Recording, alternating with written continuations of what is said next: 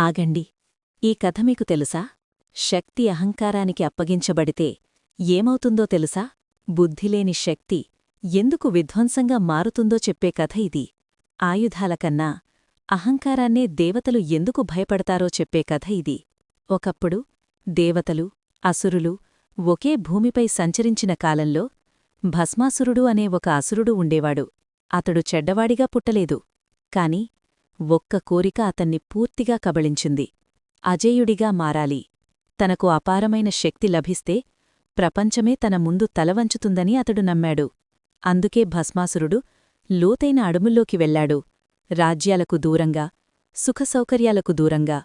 అక్కడ శివుని ప్రసన్నం చేసేందుకు ఘోరమైన తపస్సు ప్రారంభించాడు. ఒక కాలుమీద నిలబడి చేతులు ఆకాశం వైపు ఎత్తి పగలు, రాత్రి విశ్రాంతి లేకుండా ఎండ అతని చర్మాన్ని కాల్చింది. వర్షం అతని శరీరాన్ని చీల్చింది. కాలాలు మారాయి. కాని అతడు కదల్లేదు. ఏళ్లు గడిచాయి. అతని శరీరం క్షీణించింది. ఎముకలు కనిపించాయి.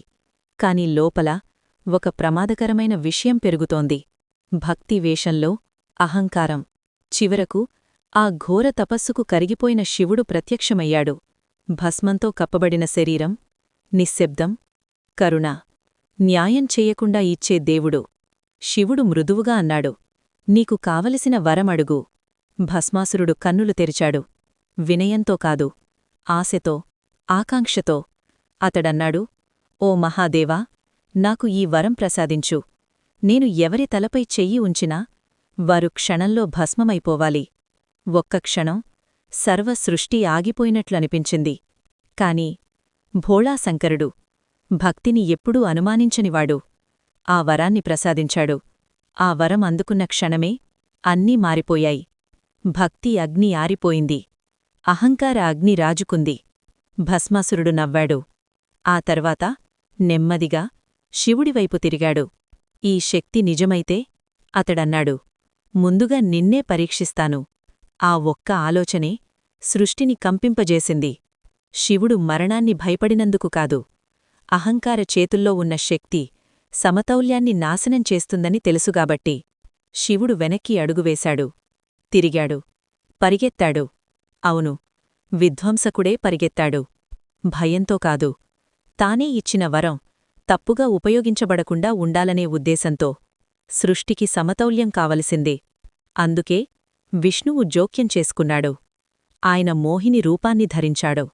మనస్సును నిశ్శబ్దం చేసే అందం, అహంకారాన్ని కరిగించే లావణ్యం. భస్మాసురులు ఆమెను చూశాడో అన్నీ మరిచిపోయాడు.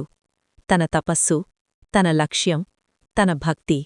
మిగిలింది ఒక్కటే, ఆశ. మోహిని మృదువుగా నవ్వుతూ అన్నది, నాతో ఉండాలంటే నేను చేసేలా నువ్వూ నాట్యం చెయ్యాలి. సంగీతం గాలిలో నిండింది. ఆమె సౌందర్యంగా కదిలింది. అతడు గర్వంతో అనుసరించాడు. ప్రతి అడుగు అనుకరించాడు. ప్రతి కదలిక అనుసరించాడు. అతనికి తెలియలేదు, ఇది నాట్యం కాదు, ఇది ఒక పరీక్ష. చివరి క్షణంలో మోహిని తన చెయ్యిను ఎత్తి తన తలపై మెల్లగా ఉంచింది. ఆలోచన లేకుండా, అవగాహన లేకుండా, బుద్ధి లేకుండా. భస్మాసురుడు కూడా అదే చేశాడు. ఆ క్షణంలోనే తాను కోరుకున్న శక్తి తనకు సమాధానమిచ్చింది. అతడు భస్మమయ్యాడు. యుద్ధం లేదు, ఆయుధం లేదు, శాపం లేదు. ఉంది ఒక్కటే, ఫలితం. ఇది గుర్తుంచుకోండి. శివుడు భస్మాసురుణ్ణి సంహరించలేదు. విష్ణువు అతన్ని చంపలేదు. భస్మాసురుడు తన్ను తాను నాశనం చేసుకున్నాడు. ఎందుకంటే బుద్ధిలేని శక్తి ఎప్పుడూ లోపలికే తిరుగుతుంది. అహంకారం పోషించబడితే దాని యజమానినే దహనం చేస్తుంది. అందుకే శివుడు స్వేచ్ఛగా ఇస్తాడు.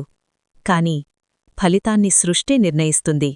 ఇంకా ఇలాంటి మంచి వీడియోల కోసం మా ఛానల్ను సబ్స్క్రైబ్ చేసుకోండి.